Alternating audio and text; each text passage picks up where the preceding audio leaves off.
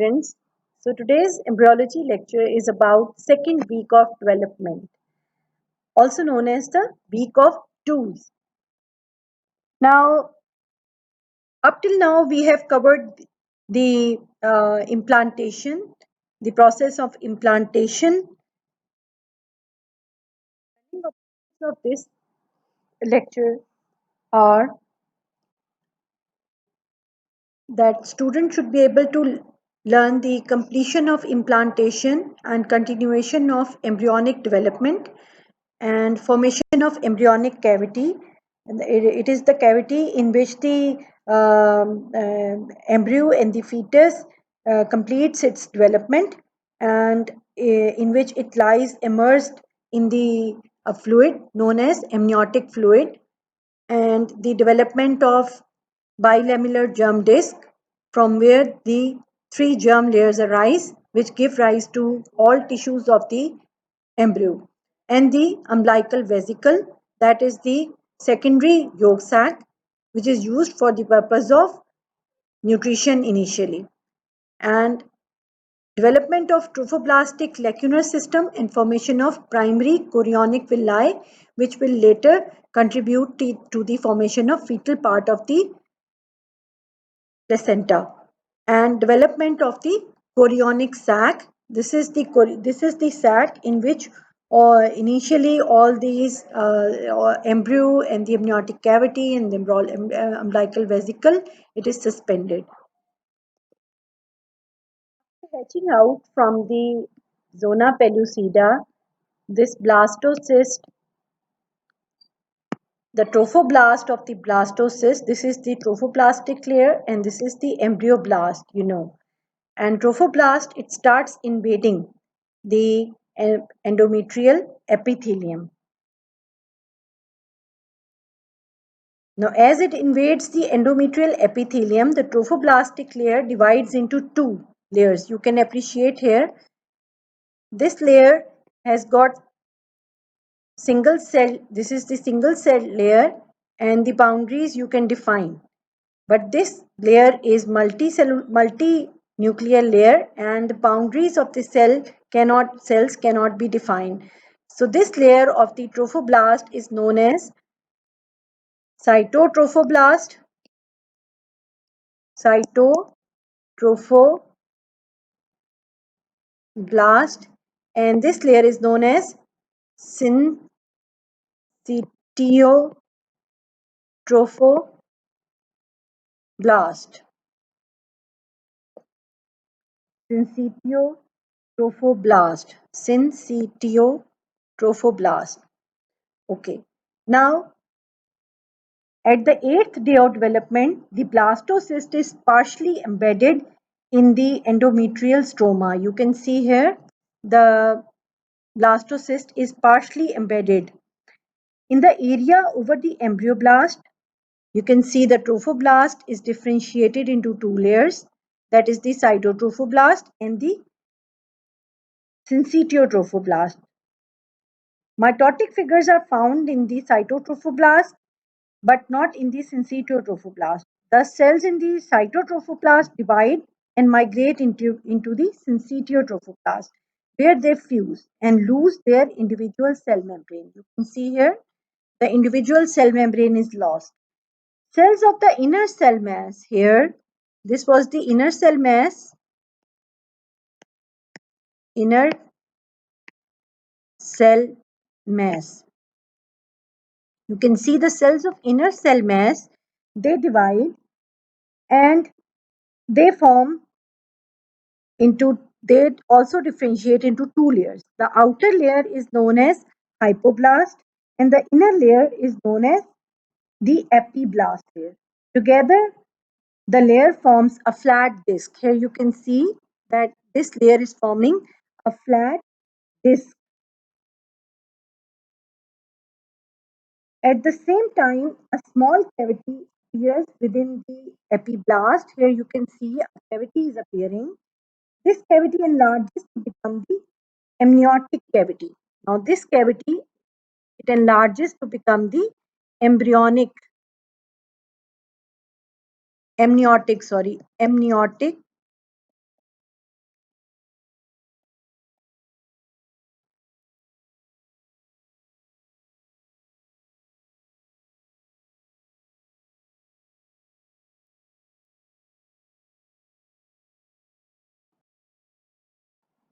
By the 11th to 12th day of development, the blastocyst is completely embedded in the endometrial stroma. So you can see here, the blastocyst is completely embedded and the surface epithelium almost entirely covers the original defect in the uterine wall. Here you can see the surface defect is entirely covered by the uterine wall. Now blastocyst now produces a slight protrusion into the lumen of the uterus. The trophoblast is characterized by lacunar spaces in the syncytium that forms the interconnecting network. Here you can see the lacunar spaces that forms the interconnecting network. This network is particularly evident at the embryonic pole. You can see here at the embryonic pole and as compared to the abembryonic pole. Concurrently, cells of syncytiotrophoblast penetrate deeper into the stroma and erode the endometrial lining of the maternal capillaries. These capillaries, which are congested and dilated, these are known as maternal sinusoids. So here you can see the maternal sinusoids.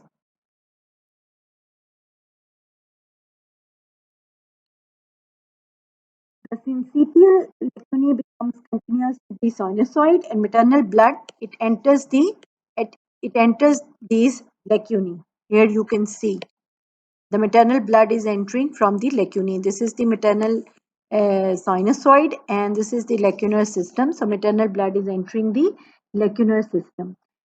As the trophoblast continues to erode more and more sinusoids, maternal blood begins to flow through the trophoblastic system, establishing the uteroplacental circulation.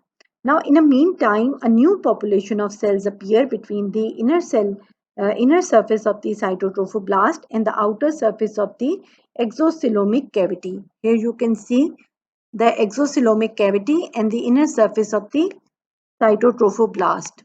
The cytotrophoblast inner surface and outer surface of the exocoelomic cavity, a new population of cell appears. These are known as extraembryonic mesoderm. This one shown in the pink. Extraembryonic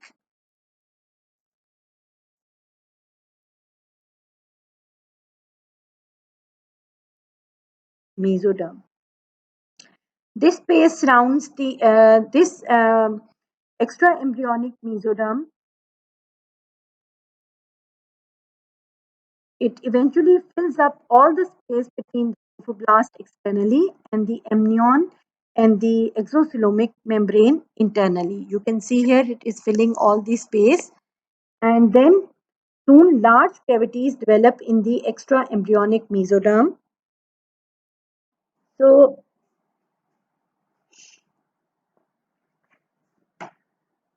soon large cavities they develop in the extraembryonic mesoderm. So these are the large cavities which are developing in the extraembryonic mesoderm. And when they become confluent, they form a new space known as extraembryonic cavity or extraembryonic cellome. So this is the space.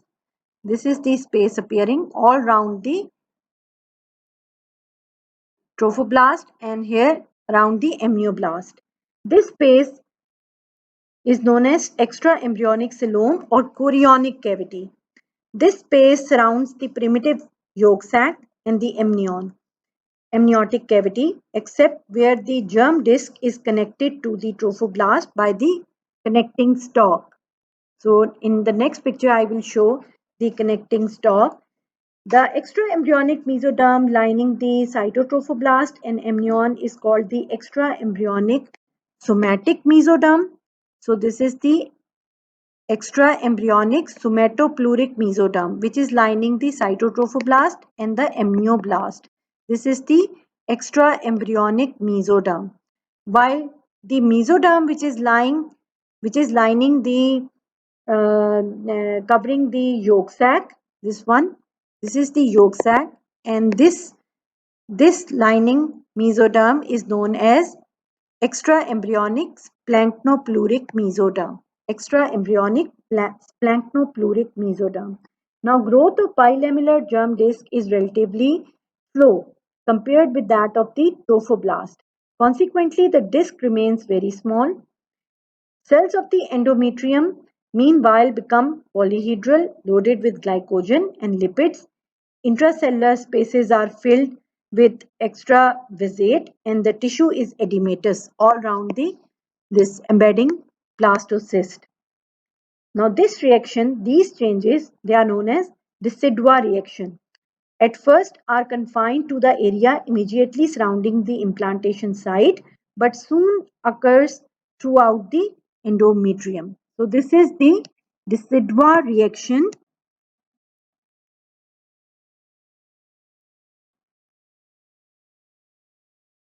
and this is the reaction of the uterine endometrium, tissue of the uterine endometrium. This is the reaction of uterine tissue of the uterine endometrium, in which the cells of endometrium, they become polyhedral and they are laden with glycogen. So they are laden with glycogen. Glycogen is abundant in them,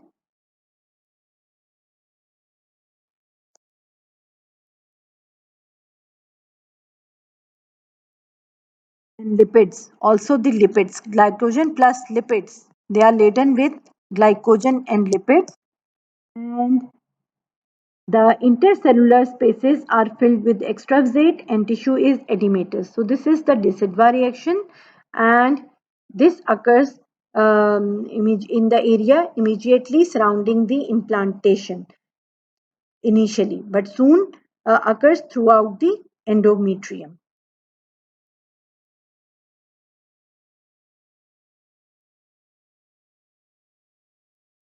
Now, on 13th day of development, the surface defect in the endometrium has usually healed. Occasionally, however, bleeding occurs at the implantation site as a result of increased blood flow into the lacunar spaces. Because this bleeding occurs near the 28th day of menstrual cycle, it may be confused with normal menstrual bleeding. So, normal menstrual bleeding and therefore may cause inaccuracy in determining the expected date of delivery. The trophoblast is characterized by villus structures. You can see here, this is the trophoblast, and it is characterized by villus structures. You can see here, villi-like structure evident at the embryonic pole. Cells of the cytotrophoblast proliferate locally and penetrate into the syncytiotrophoblast. So cells of the cytotrophoblast, these are shown one in the light green color, they are penetrating the syncytiotrophoblast and forming cellular columns surrounded by syncytium. So this is the cellular column. Here you can, like this. So this is the cytotrophoblast.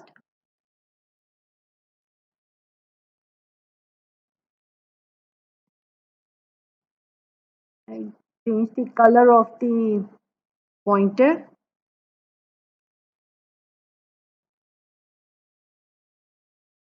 in color. Okay, we will take it blue. And this is the covering syncytiotrophoblast. This is the cytotrophoblast and this is the syncytiotrophoblast. Now the cytotrophoblast, it divides and it forms column-like structures which invade the syncytiotrophoblast.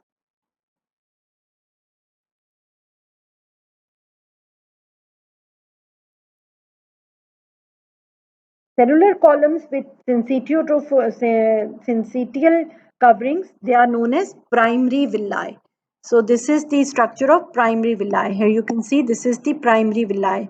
This is the primary villi where there is a layer of cytotrophoblast, syncytiotrophoblast, and inner column of cytotrophoblastic cells.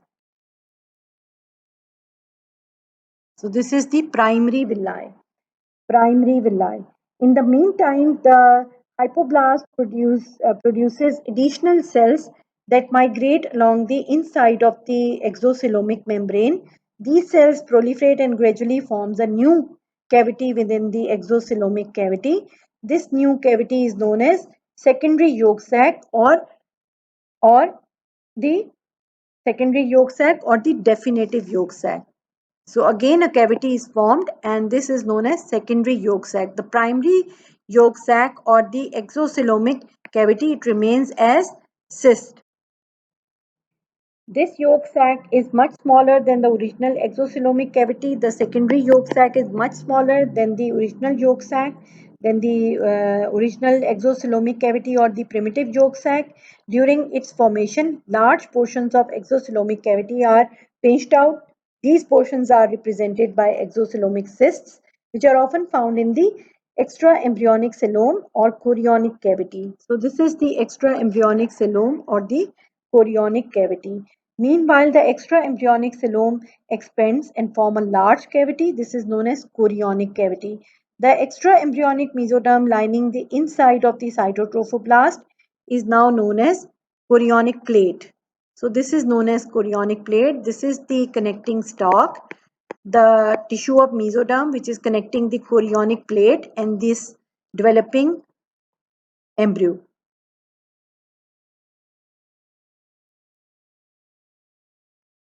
The extra embryonic mesoderm lining the inside of the cytotrophoblast is now known as chorionic plate, as I have told you.